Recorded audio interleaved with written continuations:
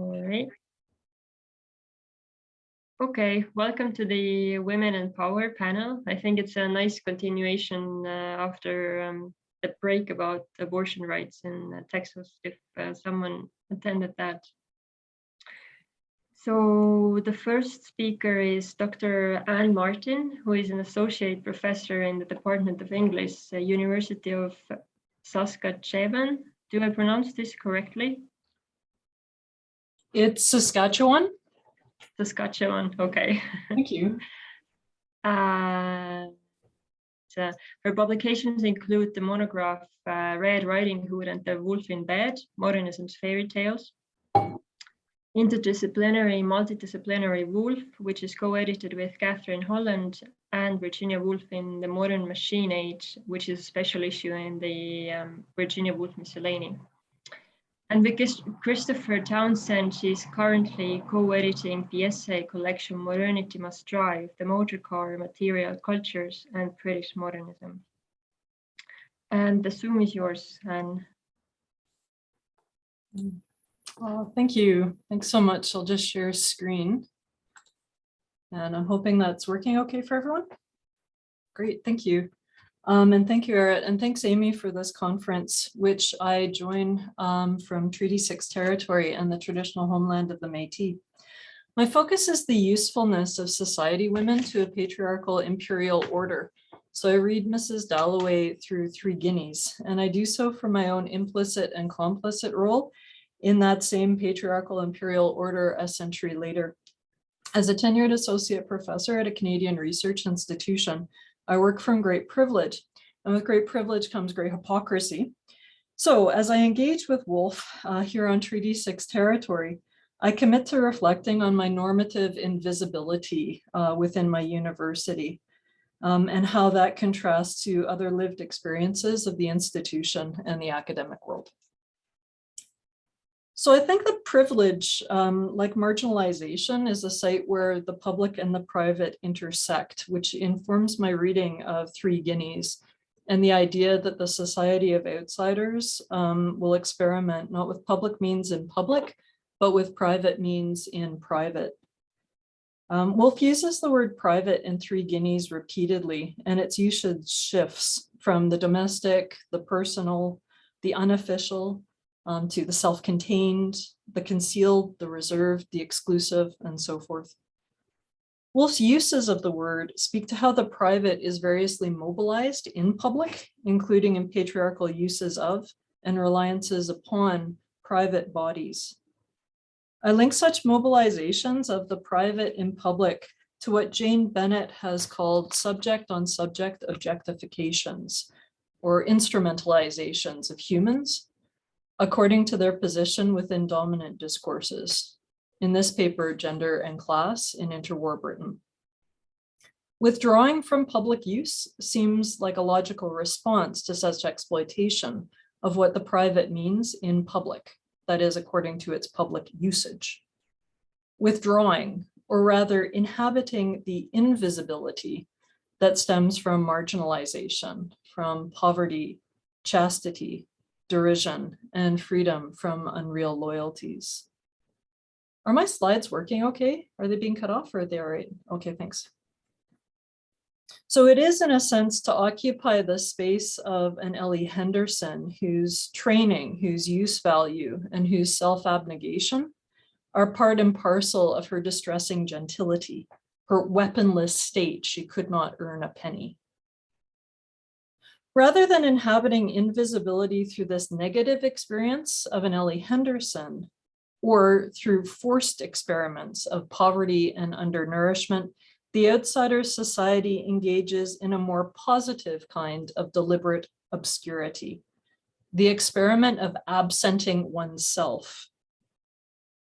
That is, of withdrawing one's invisible usefulness to the patriarchy, being useless in a sense, and thereby making the patriarchal reliance on private bodies visible and strange. So I'm working a bit here with Sarah Ahmed's study, What's the Use? I approach it through Bill Brown's thing theory and Jane Bennett's theorization of vibrant matter, where the vitality of materials can complicate normative human understandings and uses of objects, non-human objects, but as I'm going to argue, human objects too, that is, humans who have been objectified. So this is what Alison Cook was touching upon in her paper earlier this morning. And paper itself provides an interesting example. Like a sheet of paper, it's kind of invisible when we're writing on it or reading it. But if we suddenly get a paper cut, the material, the physical status of the paper becomes visible. So Brown will call that the moment at which its thingness emerges, when the object exceeds the human subject's conceptualization of it, when paper becomes more than just part of an habitual action and emerges as something else. Its lived materiality complicates a naturalized subject-object relation. And that's where Bennett will draw attention to the vibrancy of something like paper, its material vitality, which exists outside as well as within human systems of meaning and usefulness. Excuse me. So my larger focus is the disjunction between what Sarah Ahmed calls an object's forness, that is what an object is designed by humans to do, and the lived relations of that object's use.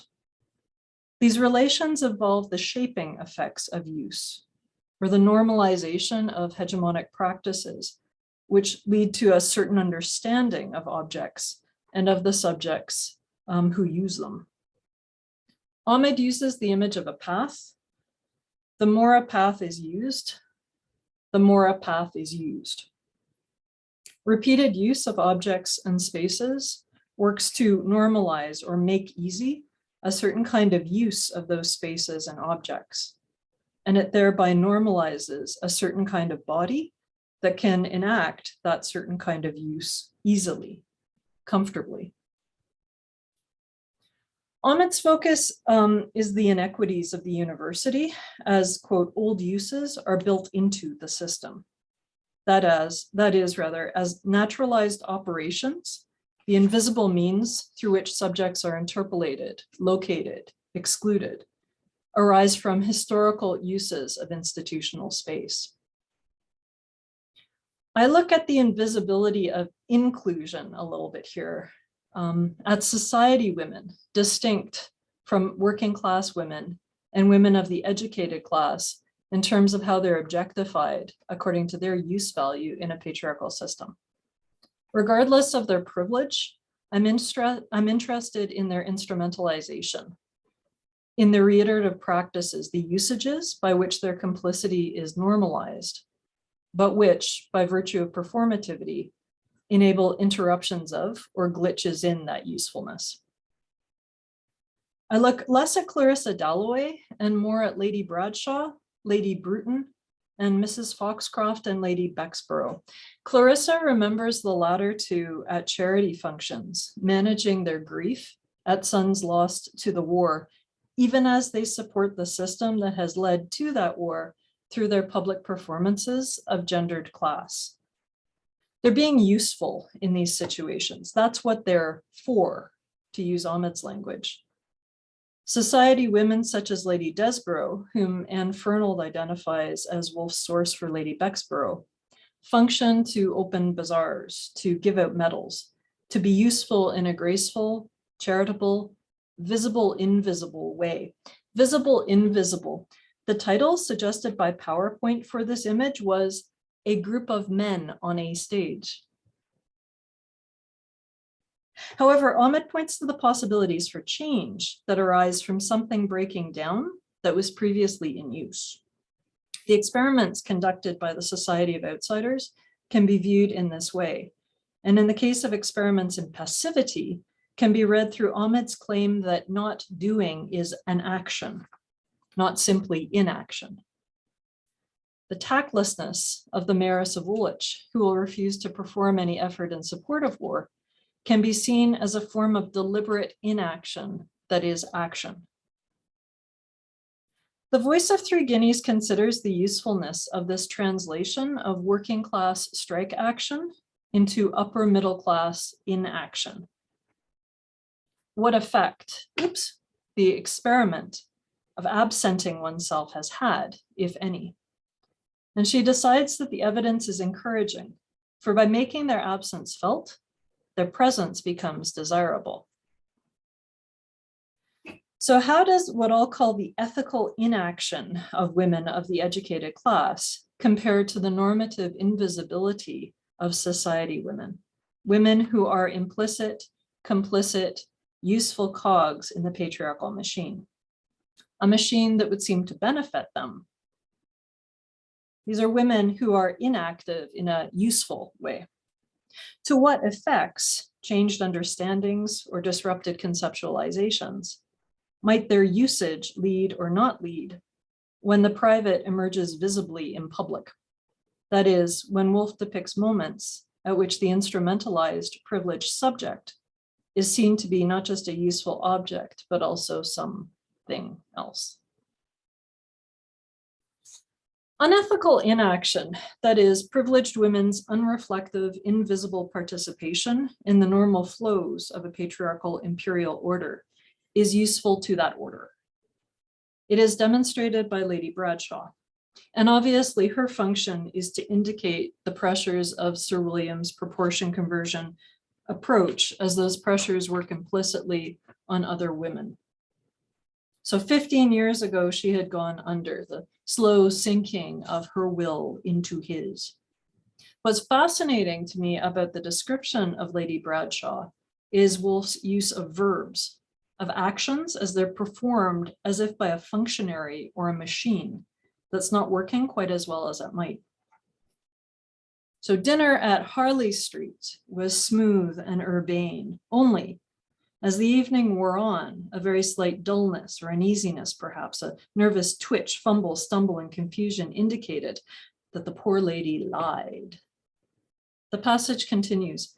Once, long ago, she had caught salmon freely. Now, quick to minister to the craving which lit her husband's eye so oilily for dominion, for power, she cramped, squeezed, pared, pruned, drew back, peeped through, so that without knowing precisely what made the evening disagreeable and caused this pressure on the top of the head, disagreeable it was. Fishing, we know from A Room of One's Own and Professions for Women, as well as Between the Acts. As Gwen Rose has noted, salmon fishing is the act that brings Isa and Giles together.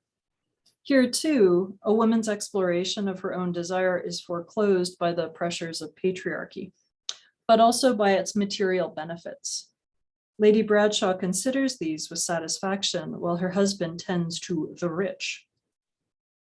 While waiting in his motor car, she thinks sometimes of the patient, sometimes, excusably, of the wall of gold, mounting minute by minute while she waited, until she felt wedged on a calm ocean where only spice winds blow.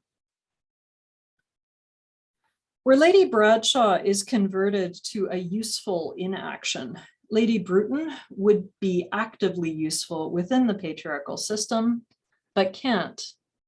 Hence her deference to men who knew how to put things, knew what was said. That is, who know the art of writing letters to the Times by virtue of their training, which leaves them unself-conscious, easy. Woolf's implication, the more that path is used by men, the more that path is used by men. Or as she writes in Professions for Women, even as a path is nominally open to women, there are many phantoms and obstacles looming in her way. Hence her challenge to that audience. Now that you have a place within the system, with whom are you going to share it? And upon what terms?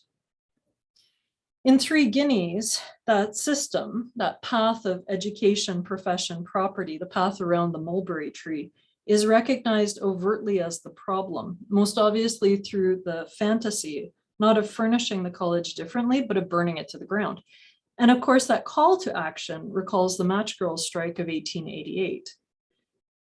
And in the invocation and subsequent revocation of the fantasy lies a recognition of the ways in which the daughters of educated men lack the use value of working class women. The working class withdrawal of material labor, strike action, that in its collective public visibility comes with tremendous risks and consequences. is not the means available to women of the educated class. Indeed, the voice of Three Guineas is clear that women of the educated class should not play at being working class, but should instead use the methods of their own class to improve a class which stands much in need of improvement. Their means stem from their experiences of marginalization, specific to the women of the educated class, that is, their lack relative to fathers and brothers. Hence, private means arising from the private home. Hence, Kathleen Rance's mode of resistance to the war effort. Hence, the falling birth rate of the educated class that Woolf ties to Lysistrata. Hence, quote, laughter as an antidote to dominance. As exemplified in Mrs. Dalloway when Miss Brush, Lady Bruton's secretary, leverages her invisibility. So when Hugh Whitbread arrives at the luncheon, he asks after Miss Brush's brother in South Africa, which for some reason Miss Brush, deficient though she was in every attribute of female charm, so much resented that she said, thank you, he's doing very well in South Africa, when for half a dozen years he'd been doing quite badly in Portsmouth. This fuck you is totally below the radar. Echoing, I think, Lily Briscoe's decision to hold off on relieving Charles Tansley of his egotism at the Ramsays. Remaining silent, Lily sat there smiling, leaving him to hang. Absenting oneself as an anodyne then, but to what material end? Given that both of these outsiders use private means in private, but are recalled to their normative use value at the table by Lady Bruton and Mrs. Ramsay, who, like Lady Bradshaw, sustain the status quo through those private means as well as through public duties. For Sir William's wife, an occasional bazaar to be opened, royalty greeted. Which brings us back, I think, to Mrs. Foxcroft and Lady Bexborough. The war was over, thinks Clarissa, except for someone like Mrs. Foxcroft at the embassy last night, eating her heart out because that nice boy was killed, and now the old manor house must go to a cousin. Or Lady Bexborough, who opened a bazaar, they said, with the telegram in her hand. John, her favorite, killed. But it was over, thank heaven, over, it was June. In Vincent Sherry's reading, not believing in the proceedings, which she must conduct otherwise with the full decorum of formal protocol, Lady Bexborough manifests a capacity for paradox. I don't know whether she believes in the proceedings or not. I'd argue that the paradox arises from her function as a useful object, that is, as an instrumentalized subject who by virtue of her privilege is mobilized towards hegemonic ends. The glitch is that the subject is not fully encapsulated by her object status. Her private personal grief exceeds that public discursive use. Thus, Lady Bexborough emerges thing-like for Clarissa, becoming a sign not just of the status quo, but also its cost, and thereby complicating the naturalized subject-object relations, informing the forness of the society woman. The recalcitrant materiality of Lady Bexborough's body-based grief, of her lived experience, prompts a metonymic slide back to the war for Clarissa, not once but twice, as does Clarissa's view of Mrs. Foxcroft eating her heart out, and indeed losing her location. Like Orlando, like Lady Lasswade in the years, she will not be able to live at the manor house that was never hers to begin with. As women, they have no country estates. And like Ellie Henderson, they're situated as useless by a patriarchal society that nevertheless relies on their invisible labor.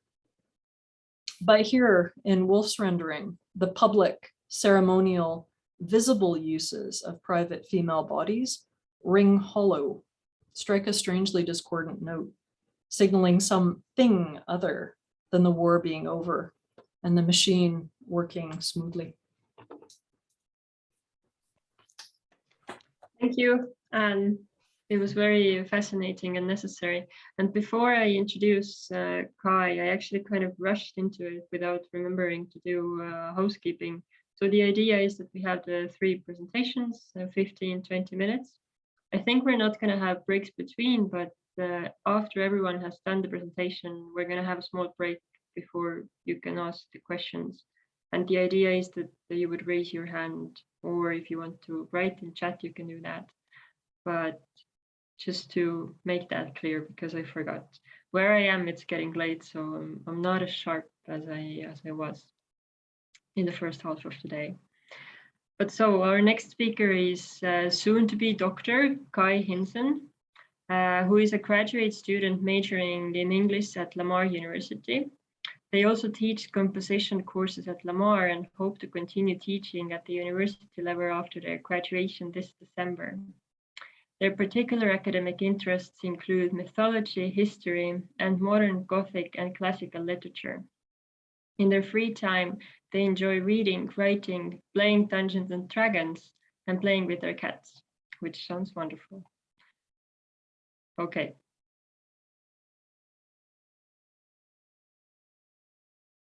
Hi, can everyone hear me? Okay, cool. I do want to say I'm working on my master's right now, hopefully doctor in the future, but master's for right now. Sorry.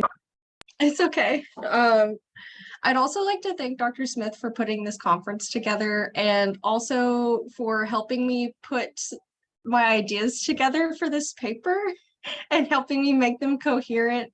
I think we forget she's a great conference host, but we also should remember she's an amazing and inspiring and educator as well. So I'd like to thank her really quick and thank my fellow presenters. I'm really excited about this panel. Let's see, I'm gonna go ahead and share my screen. I don't have a presentation for you, so I'm just gonna share my paper as I read.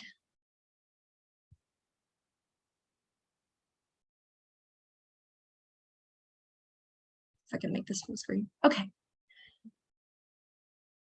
A number of scholars have recognized Woolf's use of myth in her fiction and explicated the deeper themes that a mythic reading reveals, often focusing on Themis, Demeter, and Persephone. However, Woolf's allusions to Athena, goddess of war, wisdom, and defender of culture have only been discussed rarely.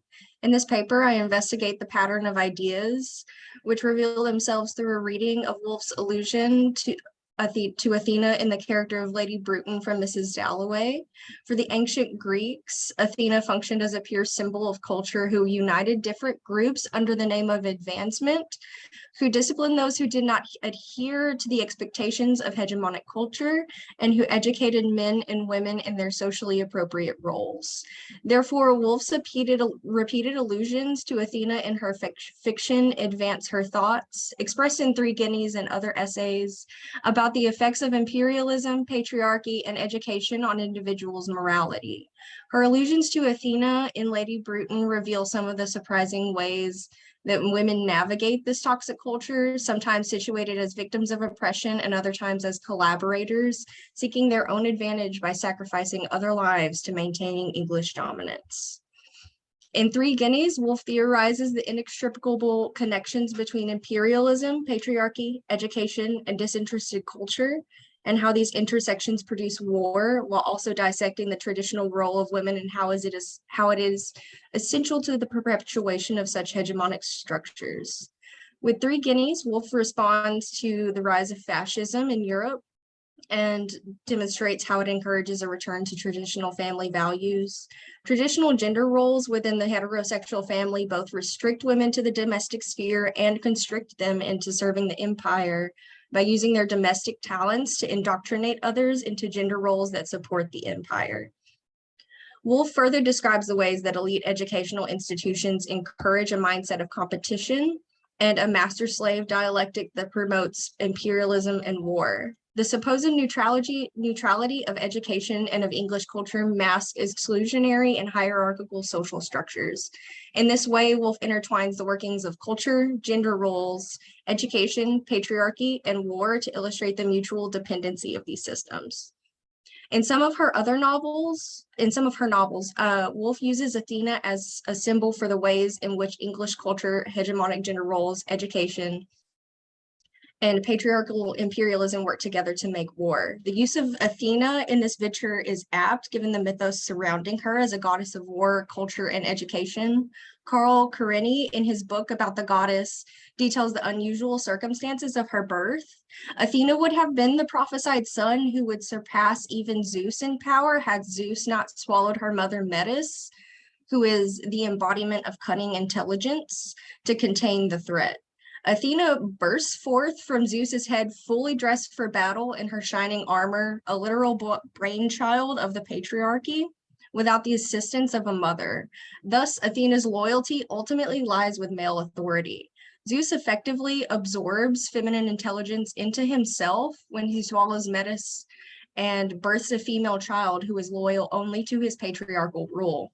The trust between Zeus and Athena is shown in her position beside Zeus's throne, and the fact that, as Karenni notes, Athena is the only one who knows where the lightning bolts are hidden and has the full right and power to use them. As Woolf may have noticed, the origin myth of Athena and the duties allotted to her by Zeus imply that for patriarchal imperialism to succeed, patriarchs must also conscript women in order to facilitate the education of the next generations into their appropriate gender roles. As we'll soon see, Lady Bruton serves a similar role as a militaristic matriarch who uses her feminine domestic talents, as Athena embraces her role as a goddess of weaving to promote English dominance by encouraging immigration and traditional family values. Readers are first introduced to Lady Bruton through the eyes of Richard Dalloway, who is surprisingly underdeveloped in this section despite being the husband of the main character. Instead, Woolf devotes her attention to the minor character of Lady Bruton, a woman who appears nowhere else in the novel. Through Richard's eyes, Woolf suggests his reverence for Lady Bruton, about whom he thinks she should have been a general of dragoons herself, and Richard would have served under her cheerfully. He had the greatest respect for her. If Lady Bruton had been born a man, she would have been able to serve the English Empire to her full potential as her illustrious male ancestors did, as military men, administrators, admirals, men of action who had done their duty. Richard's perspective on Lady Bruton emphasizes her inherited military talents, and he imagines himself a cheerful follower of her authority. We know, however, that as a woman, Lady Bruton is not free to develop these talents, can never be a general of dragoons, despite the respect she inspires in members of Parliament. Instead, as Amy Smith notes, like the frustrated women Woolf describes in 3 Guineas, Lady Bruton seeks outlets for her martial nature in imperial projects like her letter to the Times calling for the immigration of young people to colonize Canada. The ways that she achieves this mirror the characteristics of Athena in Greek mythology. Both Athena and Lady Bruton combine militarism with feminine domestic crafts and occupy a privileged position in relation to patriarchal power structures. Both of them achieve their aims through illusion, enchantment, and speaking with the voices of men. Woolf's language surrounding the luncheon scene, which focuses primarily on Lady Bruton's domestic talents, is deliberately made mystical and vague. The table spreads itself voluntarily as if Lady Bruton has enchanted it. Similarly, as Athena is represented in the Odyssey, she often uses magic and illusion to subvert the rigid gender roles, which may prevent her interests in manipulating the patriarchal politics of the human world. In that epic, Athena spends much of her time disguised as other male characters like the Elder Mentor, a disguise which allows her to influence the political outcomes in the worlds of men. Similarly, when Lady Bruton wishes to accomplish her imperial project of writing a letter to the Times endorsing immigration to Canada, she finds that she must enchant Richard Dalloway and Hugh Whitbread into lending their voices to her letter if it is to be taken seriously in the public sphere. Like Athena, Lady Bruton uses illusion not only to hide her status as a woman, but also to subvert suspecting eyes from her privilege as a daughter of patriarchy. As discussed earlier, the dining table at the luncheon spreads itself voluntarily with dishes and food with no mention of the maids or cooks who prepared it. In addition, the luncheon contains a diverse variety of foods: red fruits, turbot fish, chicken casserole with wine and coffee, all of which appear not paid for, implying that the food was either a gift or was stolen. The repeated insistence of the food not being paid for and Lady Bruton's ties with imperialism lead one to believe that these foods were procured through colonization, as coffee beans are not indigenous to England. This is further evidenced by how Woolf uses myth in this scene. Among the mentions of food, there is seemingly a random reference to Promethean flame, colored undomestic, the fire burns. This may strike us as insignificant unless we know of Athena's links to Promethean fire. Athena's inherited power of cunning intelligence allows her a broad range of abilities and ingenuity. Most importantly, Marcel Detienne and Jean-Pierre Vernant note that Athena is known to have tamed Prometheus's stolen fire and allowed it to become the essential cornerstone of civilization that it is today. Despite Athena's role in giving fire to men, Prometheus is the one punished for stealing this life-giving flame, and Athena allows him to be tortured for it. Molly Hoff notes this conclusion, writing that Lady Bruton's luncheon event is cooked over the flames of Prometheus's stolen fire. At the luncheon, Lady Bruton appears to have tamed the undomestic Promethean fire to prepare a feast for herself and her guests. And neither she nor the narrator spare a thought for the many members of the exploited lower class who gather the ingredients, cook the meal, and set it on the table. Athena and Lady Bruton domesticate fire to further the aims of patriarchal civilization. Whether Athena taming Prometheus's fire or Lady Bruton hosting a politically motivated luncheon party, while the people who perform the necessary labor, Prometheus and Lady Bruton's staff, suffer in silence. Woolf links Lady Bruton to imperialism in two main ways in this section of the novel, by depicting her as crafting imperialist immigration policy and by hinting at her role in past wars of territorial expansion. In drafting Richard Dalloway and Hugh Whitbread to help her write a letter to the Times, Lady Bruton works to advance imperial interests. As several scholars have shown, including Bonnie Kimes-Scott, Kathy Phillips, and Eileen Barrett, the letter, whose purpose is to suggest that young people of respectable parents should immigrate to Canada to ease domestic economic tensions and strengthen the Commonwealth, implies that Lady Bruton wishes to expand settler colonial power in Canada to strengthen the British Empire. Indeed, as Smith notes, Woolf merges Lady Bruton's proposed immigration policy with imagery of a military campaign. She describes her attempts to write the letter herself as a morning's battle beginning, tearing up, beginning again. Later, as she lies on her sofa following the luncheon, her hand, quote, curled upon some imaginary baton such as her grandfathers might have held, holding which she seemed, drowsy and heavy, to be commanding battalions marching to Canada. Woolf builds on this militarism through repeated mentions of Lady Bruton's family history of military leadership and behind-the-scenes roles in past military campaigns. Woolf begins by establishing her reputation of having had a finger in some notorious intrigue of the 80s, which is now beginning to be mentioned in memoirs. Interestingly, Woolf offers readers the perception of Lady Bruton's reputation before delving further into what this notorious intrigue may be, or to what extent Lady Bruton was involved. Like Athena, Lady Bruton's reputation concerning empirical talents precedes her, ensuring that even when she is not present, her very name commands respect for and obedience to the militarized empire. The next passage explores the circumstances surrounding Lady Bruton's notorious intrigue of the 80s. Certainly, there was an alcove in her drawing room, and a table in that alcove, and a photograph upon that table of General Sir Talbot Moore, now deceased, who had written there one evening in the 80s, in Lady Bruton's presence, with her cognizance, perhaps advice, a telegram ordering the British troops to advance upon an historical occasion. She kept the pen and told the story.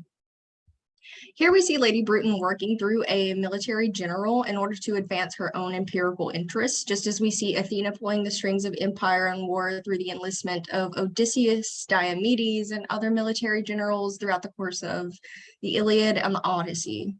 In this quote, Woolf makes Lady Bruton's reputation building efforts obvious, as she keeps the pen which wrote the order to send men to their deaths, has a shrine to the general who did so on her desk, and continues to tell the story herself. The building of Lady Bruton's and Athena's reputations is imperative to the colonization and military efforts of the empire. Their feminine images are used as a signal to other men to continue fighting to protect their hegemonic culture. To identify what this notorious intrigue was, we must read further between the lines when the narrator shifts towards Lady Bruton's perspectives during the letter writing scene. She thinks that for her to write one letter to the Times cost her more than to organize an expedition to South Africa, which she had done in the war. We can assume that Lady Bruton's speaking of the Boer War, which was an event incited by European territorial disputes over South Africa. By participating in the war, the British hoped to gain control of the South African Republic in order to take over material goods and major port cities and to establish dominance in the European political sphere. Like the letter to the Times, Lady Bruton's advice to General Talbot Moore actively protects her own interests in maintaining her position and reputation in society, just as a decree of Greek war on Troy would further Athena's interest in colonization and war, securing her position in the patriarchy. This quote not only offers us the empirical context of Lady Bruton's notorious intrigue in the 80s, but it also illustrates Lady Bruton's feeling of futility of her own womanhood, a futility it is hard to imagine a goddess like Athena experiencing. She laments that she cannot find the words to write the letter to the Times, and she even finds it easier to organize an expedition to a foreign country. She often suspended judgment upon men in deference to the mysterious accord in which they, but no woman, stood to the laws of the universe, knew how to put things, knew what was said. This highlights the paradoxical ways in which, as she puts it, power was hers, and those ways in which, as a woman, she cannot exercise her power and influence independently. No matter how powerful her reputation, she must speak with the words of men and rely on their connections because she has not had the same sort of education as them and will not be taken seriously in the public sphere. Because Lady Bruton experiences her exclusion from formal education and the public sphere as a futility of her own womanhood, she seeks power and dominance through the only other means left to her as an arbiter of immigration and colonization. Although Woolf chooses to devote much of the luncheon and letter writing scene to Lady Bruton's character, Lady Bruton is a rather one-dimensional character and meant to be satirical.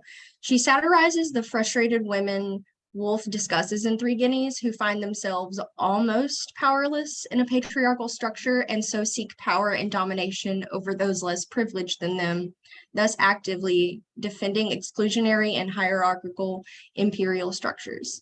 To further the connections between how women trapped in these patriarchal structures can be both victims and defenders of hegemony, and how these circumstances collaborate with gendered education to help create war, Woolf uses allusions to the goddess of war and wisdom herself, Athena. Both Lady Bruton and Athena are women conscripted by the patriarchy to promote the empire's agenda with their feminine domestic talents, and both must use men's voices to be heard in a patriarchal society. Each of them combines privilege and restriction. As a goddess, Athena must disguise her natural form when among human beings, and she disguises herself as men to do so, illustrating the limits on her as a female deity. Lady Bruton, as a mortal woman, feels the limits of her gender in her education and need to speak through men, whether generals advising on troop movements or men writing letters to the Times. I suggest that Woolf uses her allusions to Athena, a representative of the patriarchal order herself, within Lady Bruton to show that instead of blaming the people that take advantage of their position in a patriarchal imperialist system, we should criticize the system which creates them. Her allusions to Athena point to the tragic longevity of this hegemonic and exclusionary system, as the concept of Athena herself is thousands of years old. With these visions of Athena within Lady Bruton, Woolf asks of us, how long have we been blaming those who are subjugated by the system for using the avenues available to them to gain agency? How long have we been distracted by the actions of the Lady Bruton instead of tackling the bigger issue of the imperialist system which enables her? Thank you. Thank you, Kai. I think there is a lot of material for a PhD, so I think my introduction was not entirely wrong. Oh, thank you. Thank you. It was really fascinating, and I see so many overlaps with Anne's paper. And our final speaker today is Dr. Marlene.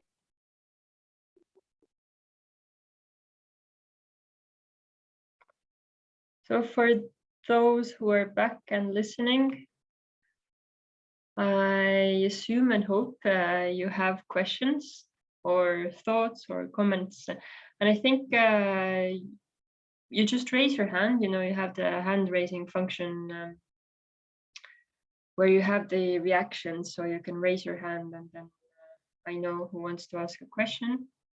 Or if you prefer, for whatever reason, to just write it in the chat, I can also read it out myself.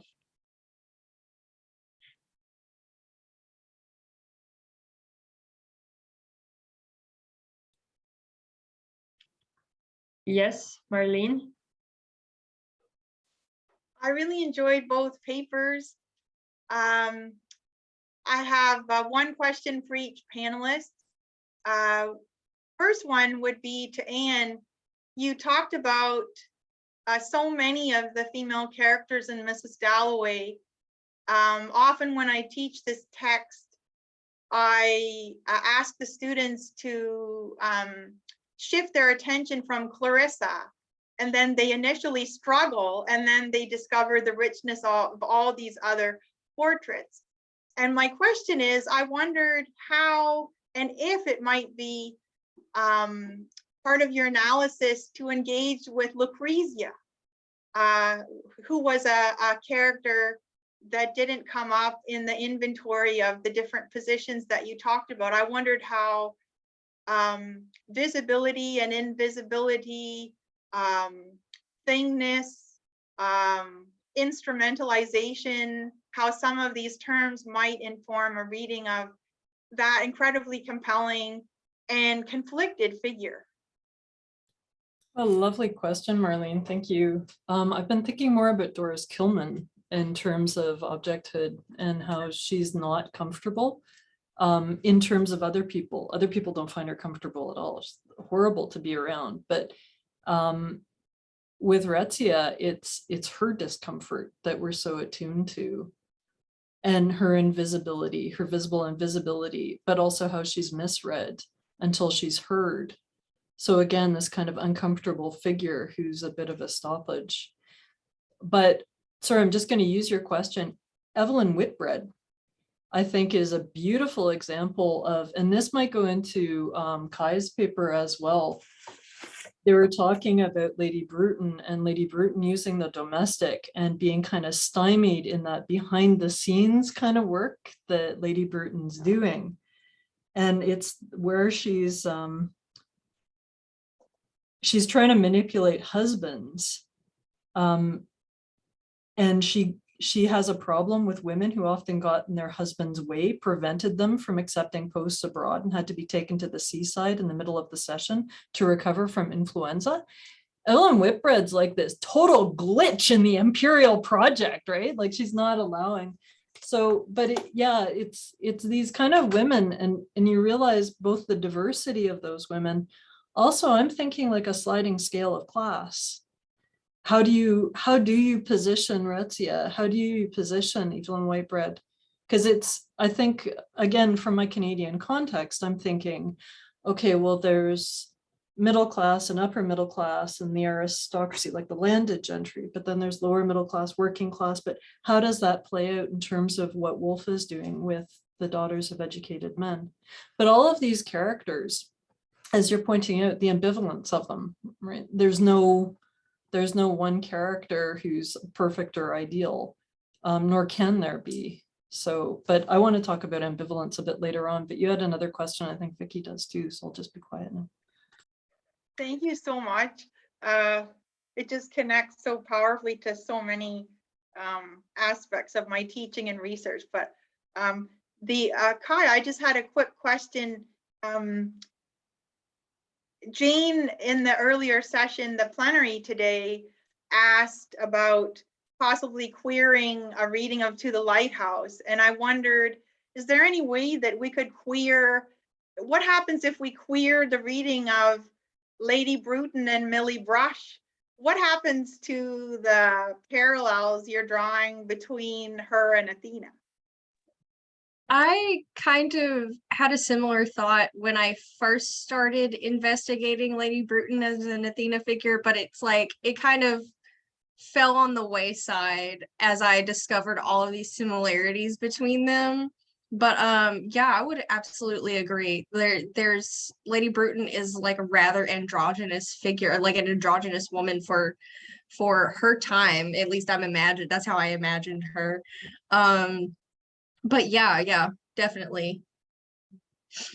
It's amazing when one pursues a project, one inevitably comes round to the elements that one left aside, and it can be a whole new departure. Thank you. Vicky?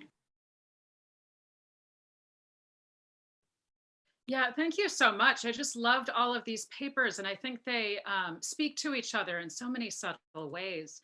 And I guess just to take up one of Anne's questions about sort of the ambivalence of these characters, just as there's nobody who's like a shining example of virtue, you know, even some of these potentially problematic or wicked characters, you know, there's something that you know, that sometimes the way that Woolf depicts them, we might rotate them and sort of see something potentially, you know, productive or useful.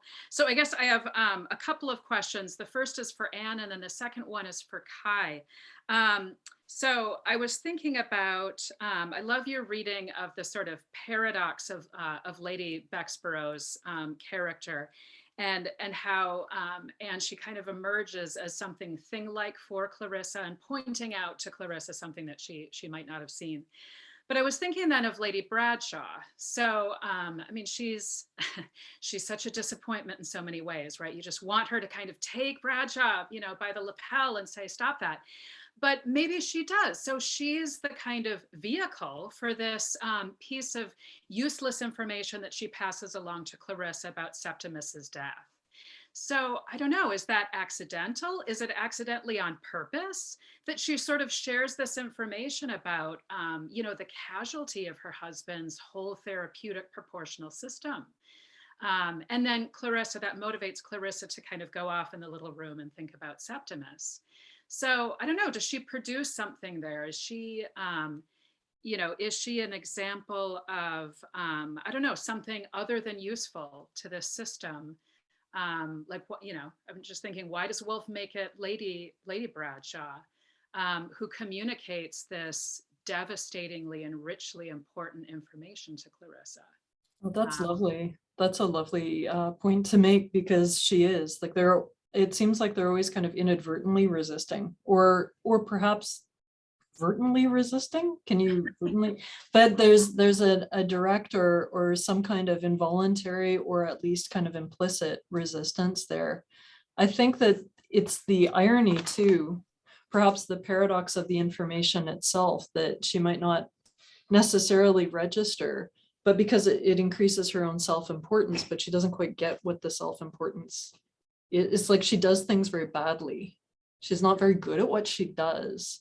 Lady Bruton's not very good at what, like, she is, like, she has an effect, but she's not very good at it.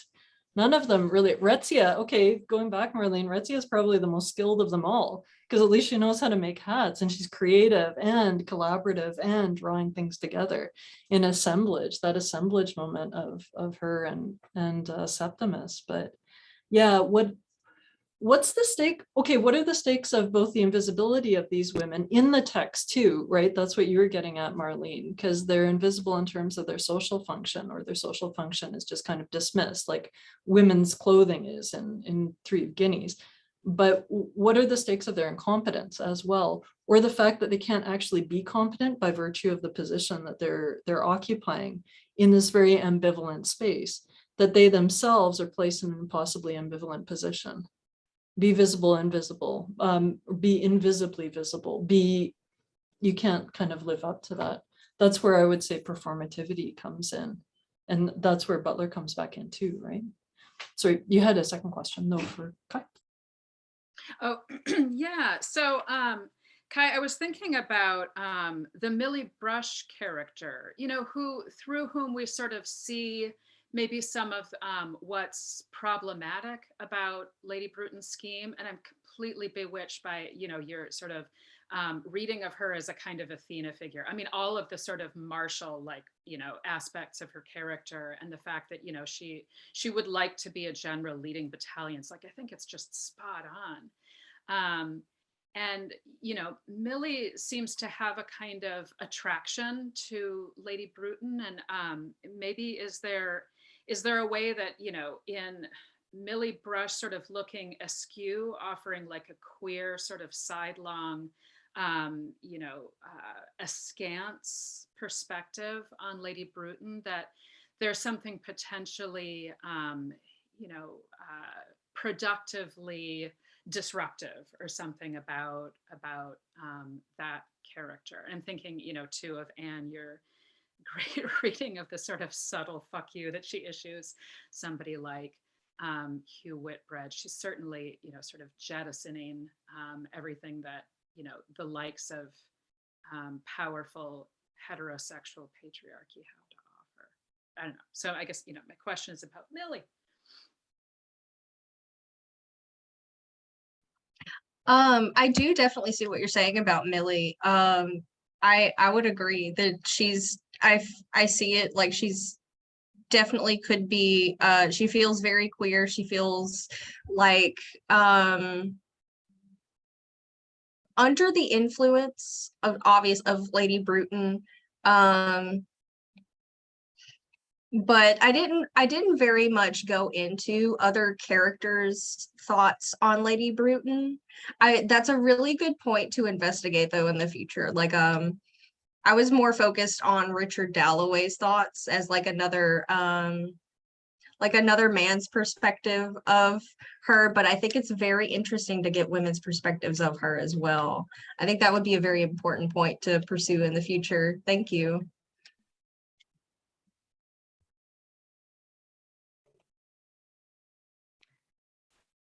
I see that there are questions in the chat by Sheila. If you want to, do you want to ask this, or should I take the opportunity? Or is it Amy? Sorry, I can see. Yeah, sorry, I'm not. Eret, I'm failing his chat monitor. No, It was actually, ahead? no, I'll just say that it was a comment, which is why I put it in it wasn't a question. So I just put it in the chat for that reason. But Okay. It was just building on the idea of this sort of a queer reading or sort of queering. But that this could be, you could maybe think about this as part of a modernist citation practice, sort of reappropriating figures from dominant narratives for feminist or queer use, sort of putting this into dialogue. And then I think Amy was building on that idea, and she had a question. Yeah, and I wanted to clarify, I think the way that you're using the word queering, just saying this right. Amy, you sound a bit far away. Oh.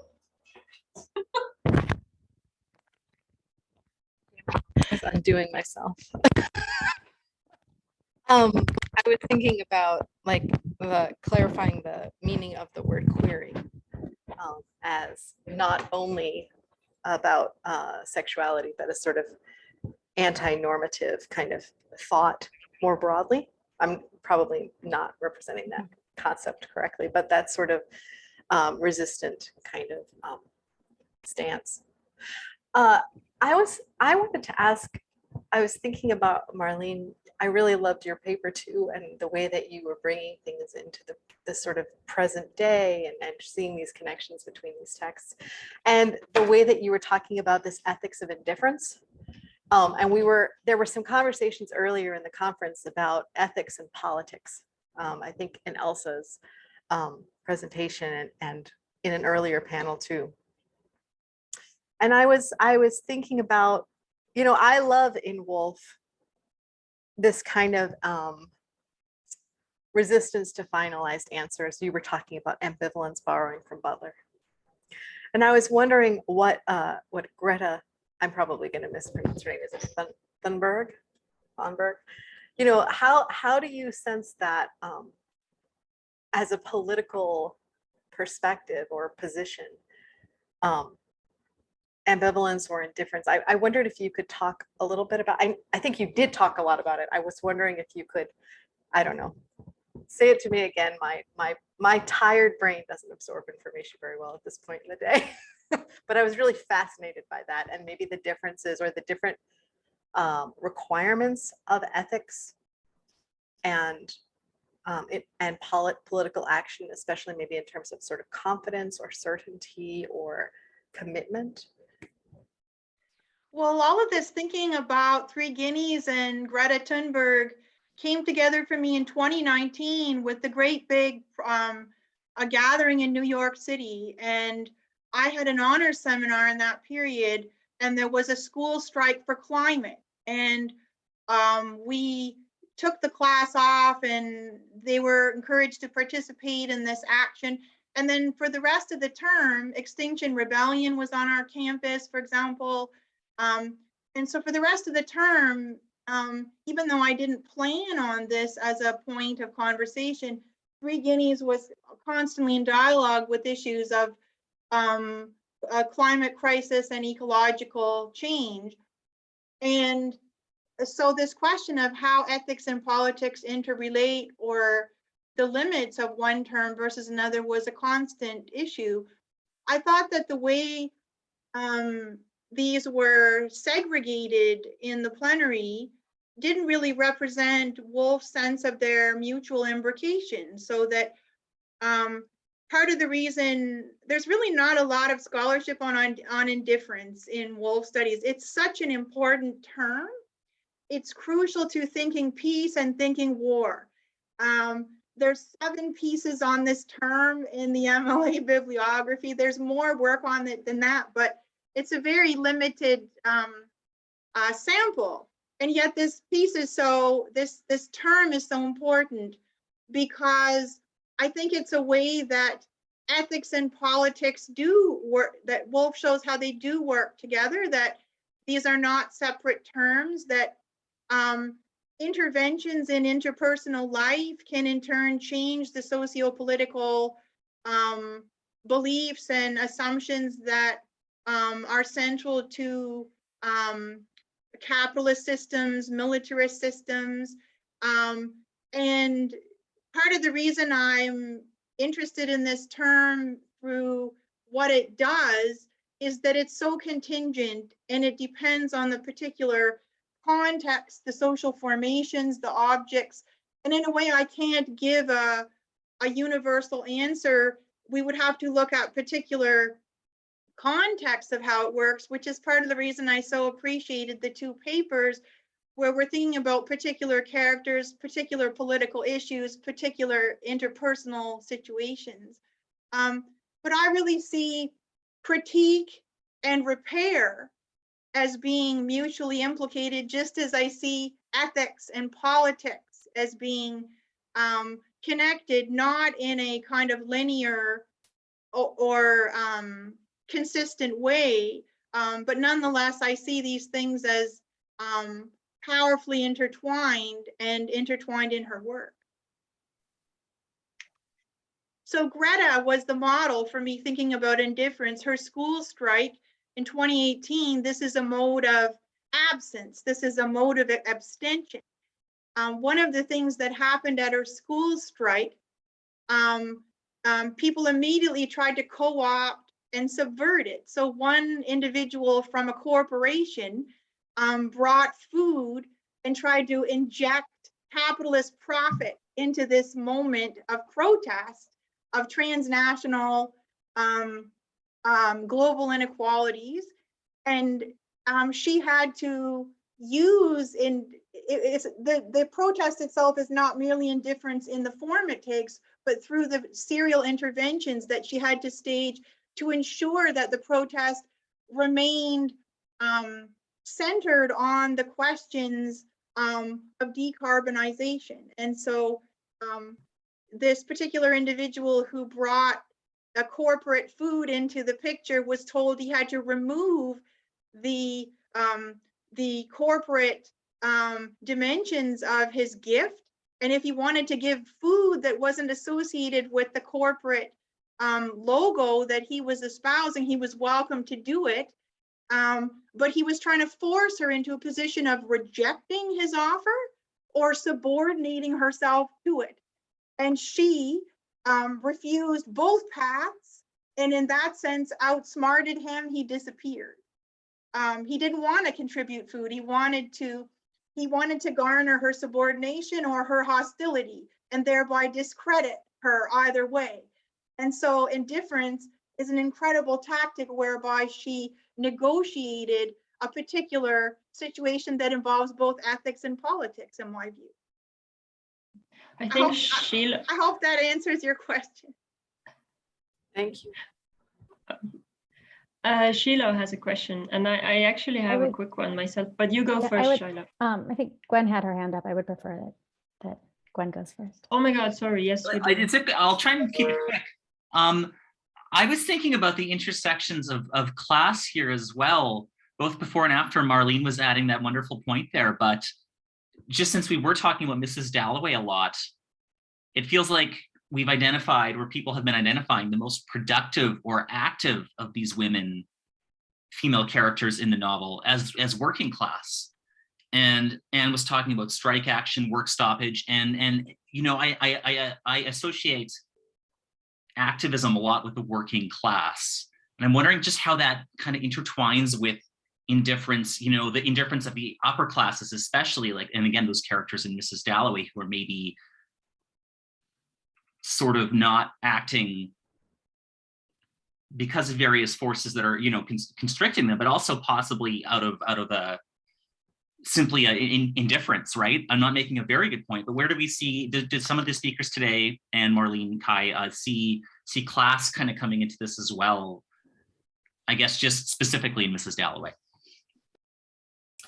This is where I'm thinking about Marlene's work with ambivalence, but also the different registers upon which Lady Bruton is operating that Kai was talking about, where, you know, you got to leverage the domestic in order to get to the official or the political, the officially political. So there's that constant tension between the private and the public, and that's going to hamstring daughters of the educated class because they're not in the public sphere, where the working class women are already there, or at least can claim a public visibility in a way that someone else cannot by virtue of their training, their unpaid education, or their education that puts them in with the educated class, but not having that kind of agency. But it goes back to Marlene's point about the contextualization of moments of indifference, where it's not a general kind of ennui or blasé attitude. Rather, it's a deliberate, well, I think you called it tactics, Marlene. It's a tactical engagement with these larger strategies that are so containing and confining. How do you do it and when? This is where I was thinking about Mary Wang's paper, where she cited from the Art of Biography that the biographer must be prepared to admit contradictory versions of the same face, and not to let that go into a riot of confusion, but a rich unity. And it was using the mirror image as well, like mirrors all over, just like the mirrors in Mrs. Dalloway. This was from the panel earlier where Allison was also presenting. And that sense of, it's not your either or, it's not that these things can be separated out. There's not you're either corporate or you're anti-corporate. Rather, at what point can you enact a subjectivity or subject position that is still within that ideological space, that still gives you some space to maneuver? But I'm not sure how much that has to do with my own class. So, but Marlene, what are you thinking about on that one? Well, if we had lots more time, I would go into this. Thank you so much for the question, Gwen. It actually was a very important question because it raises the question of limits, which is always important in any approach. What are the limits of indifference? And that would be like a whole other conversation. But I would say that in Three Guineas, Woolf sees the power of indifference as conditional upon its operation within the middle class framework. And Anne, I thought, really highlighted this very nicely too. So how does it work outside that class framework is a question for a whole other exploration to me. And I think my comments are just very, very quickly. Marlene, I recently attended a talk by Zine Yao, who's the author of a book called Disaffected, which is precisely about these modes of indifference, detachment, and refusal that you're working with, but in the context of 19th century America and Black studies. And I wonder if this would be a really rich resource for you to sort of look at as well, because I kept thinking as Zine was talking about the sort of culture of unfeeling as a tactic, right? For minoritized subjects. I just kept thinking about that freedom from unreal loyalties that we get from Woolf. And so less of a question and more of a, maybe as a sort of interlocutor or a dialogue for the work that you're doing for refusal or indifference within middle class. This is a kind of an answer to that sort of, how is this work being done outside of the confines of white middle class Britain, for example. Thank you so much, Shiloh. I noted your comment in the chat in the plenary, and I have an asterisk beside a note on that. So I thank you already because that is a really great connection for me to explore. I wonder if you could give me a few names. Yes, do you want, we can email or we can connect, and I would be very happy to let's talk about all later. of these. Yeah, okay. Thank you so much. Yeah. Yeah, I was just typing the reference that Shiloh gave when she gave it, but I put it in the chat anyway. I have two, but I'm willing to say just one question. Is everyone okay just listening? I think we have the break anyway. So I think, and this is for all the panelists, and it's about, there were so many things that I would like to kind of build upon, the idea of colonization and the love for one's country and aggression. And is there like another way of loving one's country apart from aggression? And how this kind of relates to this eco-criticism and thingness that Anne, for example, was speaking about as well. But I think I'm actually not going to go in this direction because I feel like it would be too long if we go into that. So and I think it's related to an extent to what I want to ask. And I think this is also related to indifference. And it's, and I'm going a bit further from your papers, but I think it's really important when we think about the work that we do in feminism and as feminists and in institutions, because Anne, I think, also mentioned Sarah Ahmed. And the fact that you put this kind of like thing theory together with Ahmed, I think it's really wonderful, because sometimes I myself struggle with, working with this kind of post-human new materialism and then adding this more like identity-oriented criticism in there. But so my question, finally, is about strategy and being strategic when you're trying to do a feminist work. So there's this, characters like Lady Bruton who they are strategic in what they do in order to gain their aims, but their aims are very patriarchal. But this comes from my own experience in doing work in institutions, and I might want to do like good things, great things, but I realize that I can't if I'm not strategic in the way that I kind of soften my voice. So I'm wondering, like, when you think about this ethics of indifference and inactivity versus activity, how much of this might also be being strategic in order to aim at least something other than nothing? Or is this something that kind of like, I don't know, has come up in your thinking about Woolf, or just more generally in thinking about feminism?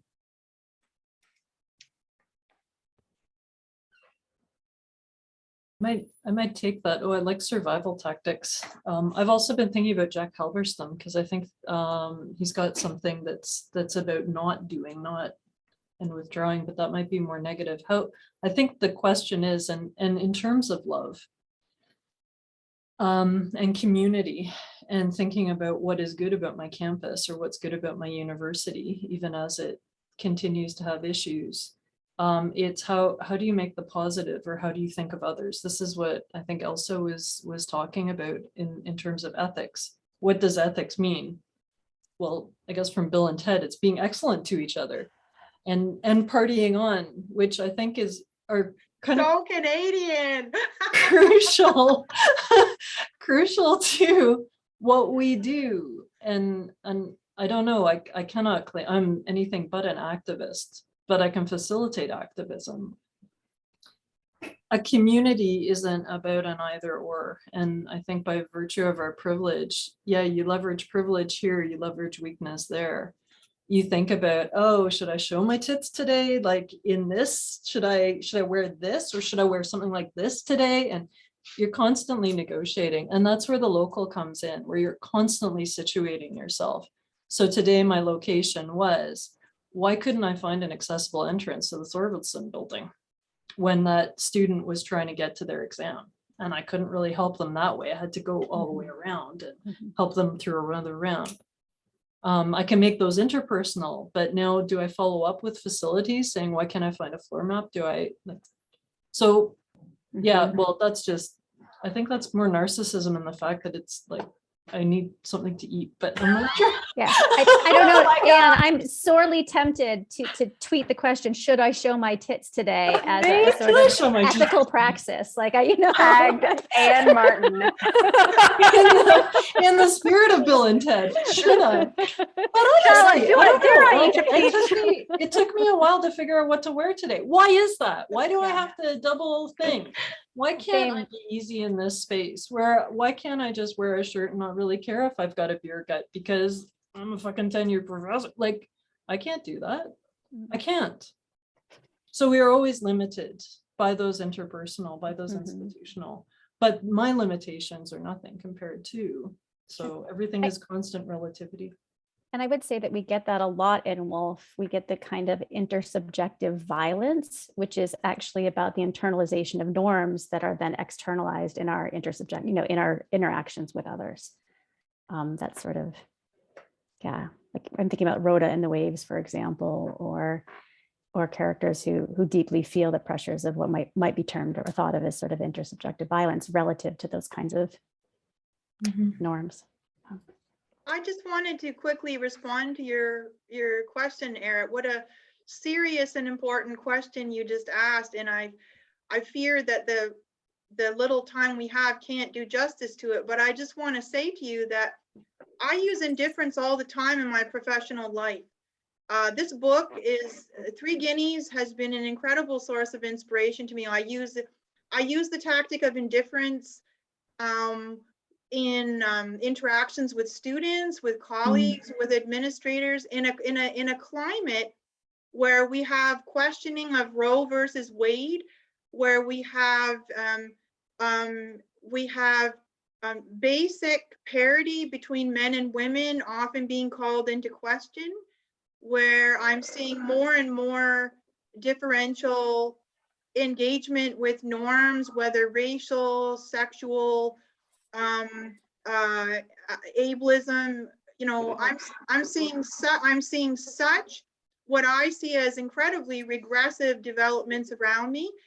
And as someone working with feminist theory and philosophy and criticism in my graduate school days, I'm constantly in a state of shock at the level of shit that I'm seeing and that other people are dealing with. And indifference is an incredibly powerful and successful tactic for me.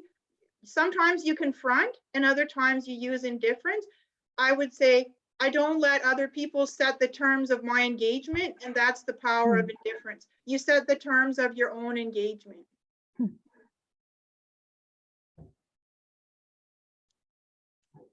That sounds healthy.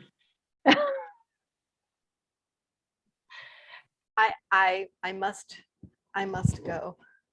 Yes, yes, we are over time, and I want to thank you for the wonderful panel, super inspiring, so necessary still, like we still need to do it, like, you know. Thank you all. Yes, so thank you. Thanks to everyone, all questions, all listeners, everyone, organizer, participants. I really enjoyed our time together. Me too. Yeah, same. Thank you all. Thank you. Thanks, Eret, especially for staying up for us too. No problem. It was worth it. Bye, y'all.